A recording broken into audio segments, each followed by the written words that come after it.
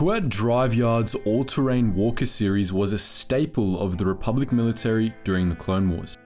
The AT line was famous for its large heavy walkers such as the AT-TE, AT-HE, AT-PT and AT-AT.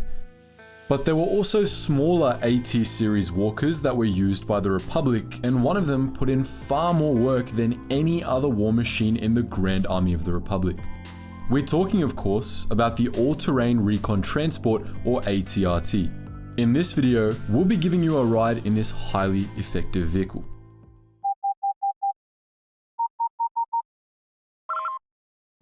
Attention, Sergeant on deck! 10 years before the outbreak of the Clone Wars, the Kaminoans made a secret contract with Kuat Drive Yards, one of the foremost shipbuilders in the Corps. This contract commissioned a whole host of warships and walkers for the fledgling Grand Army of the Republic, all new designs that were to be constructed in absolute secrecy. Due to this, KDY subcontracted much of the work out to Rathana Heavy Engineering, a Kuat subsidiary based on IC Rathana, an extremely remote and little-known RimWorld. RHE was responsible for designing most of the GAR's walkers, most notably the iconic AT-TE. We don't know if the ATRT was also a Rathana product, as most sources simply state it was produced by Kuat, but all things considered, that was probably the case. The ATRT was likely designed either alongside or shortly after the AT-TE, as it was a fixture in Republic armies very early in the Clone Wars. It was extremely stripped down compared to most AT walkers, consisting of little more than a pair of legs, a saddle and a blaster cannon. However, the ATRT was much more complicated than you might think. Its spindly legs were astoundingly flexible, capable of movement that appeared practically identical to that of a humanoid droid or living being. The ATRT was jaw-droppingly agile. It wasn't only capable of running, but also flanking, dodging, and even jumping. It moved like no other walker. Gyroscopics were probably necessary for this, but that's just speculation. The ATRT's driver sat in a saddle atop the vehicle's reactor and rode the walker using a set of pedals, a set of handlebars, and a small computer display. As a scout walker, the ATRT had a pretty impressive set of sensors with terrain scanners built into its front armor and communications antenna behind the driver. 2 detachable cargo compartments on either side of the walker's reactor could contain up to 20 kilograms of supplies, including the driver's rifle and consumables for up to a day. The ATRT wasn't all that heavily armed or armored, relying on larger units for backup in combat against anything heavier than light tanks. Most of the walker's armor was located on its fronts, protecting the driver somewhat. For the most part though, the driver was exposed and needed to take care to avoid enemy fire. The ATRT was armed with a nose-mounted repeating blaster cannon and sometimes also with a small mortar launcher. These weapons were meant for anti-infantry use, a job for which they were well suited, but a small group of ATRTs were also capable of bringing down tanks and other large separatist vehicles. ATRTs typically operated in small packs, which theoretically were deployed from grounded Acclimated class assault ships or Venator class Star Destroyers. In practice, however, they were almost always deployed long before the troop ships landed, usually from LAAT gunships, which could carry one in the rear compartment and one in the main hold if the hold was otherwise empty. One variant of the AT-TE could even carry a pair of ATRTs in its rear compartment, which could be deployed via a lift that descended from the bottom of the walker. In both cases, ATRTs were carried into battle already mounted, making them optimal for rapid deployment. With a few exceptions, clones had to receive special training to ride ATRTs. The walkers were quite difficult to manage for the uninitiated. They didn't handle like any other vehicle out there. Before they could ride ATRTs, clones had to first learn to ride organic mounts, which prepared them quite well for the unusual handling of these war machines. Most ATRT riders were ARF troopers who used them as scout walkers, but there were also dedicated ATRT drivers who wore a slightly different armor configuration. For the most part, ATRTs were used as their names suggest, as reconnaissance transports.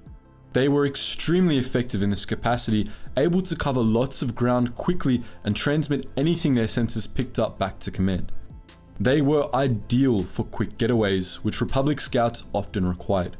Even if ATRT scouts didn't make it back to base, however, ATRTs could still prove quite useful to their commanding officers. Their computers and scanner arrays were designed to transmit every little input they received to the nearest forward command center, keeping the Jedi generals apprised of conditions on the battlefront at all times. ATRTs were also quite good at a vast spread of other military roles. They could pretty much do everything speeder bikes could do while affording slightly better protection and firepower to their riders. Such roles included, but were not limited to, pursuit, aggressive reconnaissance, and flanking attacks on enemy lines. Some clone units also used ATRTs as straight-up mechanized cavalry, riding them head-on into battle against the droid army. Even though the ATRT was somewhat lacking for armor, it was agile enough that it was surprisingly effective at charging into the fray and shooting up the enemy. This wasn't the best approach in larger battles, but against columns of tanks or light infantry battalions, it could prove extremely effective. One clone unit, Lightning Squadron, was particularly fond of this strategy. They lived up to their name at Herdessa, Munilance, Dalang, and Ryloth, striking as fast as lightning. Aside from Lightning Squadron and the rest of the 91st Reconnaissance Corps, quite a few GAR units favoured the ATRT. Among them were the 501st Legion and the 41st Elite Corps, which painted the walkers in their unit colours and, in the case of the 501st, used them more than any other ground vehicle. The near ubiquity of the ATRT was even more impressive when you consider that it wasn't the only small two-legged walker deployed by the Republic military. There was also the experimental ATXT, which eventually developed into the famed ATST, as well as the ATPT, which was basically just the ATRT but with an enclosed cabin. Early in the Clone Wars, the ATRT was used somewhat sparingly.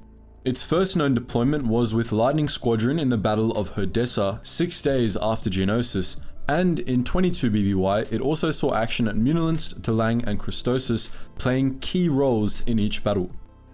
A few months after the Battle of Christosis, the ATRT had one of its most well-known outings in the Battle of Ryloth. On Ryloth, Mace Windu and the ATRT riders of Lightning Squadron played a crucial role in storming the planetary capital, Lesu, outmaneuvering separatist AATs on the road to the city and quickly routing droid army after droid army. After Ryloth, the ATRT became quite common, seeing use in major battles and smaller missions alike. It was the sole military vehicle used by the 501st Legion in the Battle of Umbara, as it was the only one that could maneuver in Umbara's dense jungles. The 501st's ATRTs struggled a little on Umbara, but they nonetheless proved their worth, providing crucial fire support and taking down Umbaran vehicles far more powerful than themselves. The ATRT also saw extensive use in the Outer Rim sieges, especially in the Battle of Kashyyyk. After the rise of the Empire, these walkers were steadily phased out in favour of the easier to use ATPT and ATST, but a handful of scout units, among them Lightning Squadron, continued to use the ATRT. The Empire next to never used them in a combat role, however, instead relegating the vehicles to their original reconnaissance role. Though even if the Empire didn't care for these adaptable vehicles, plenty of other groups did. The Rebel Alliance used ATRTs fairly extensively during the Galactic Civil War, often modifying the walkers for greater firepower. They were also very popular among police units, which continued to use them even after the fall of the Empire. These fearsome walkers just refused to die. As far as walker designs go, the ATRT is pretty high up there, though the ATTE is still cooler in our opinion. But what do you think? Which do you like better, the ATRT or the ATTE? Feel free to post your thoughts in the comments below.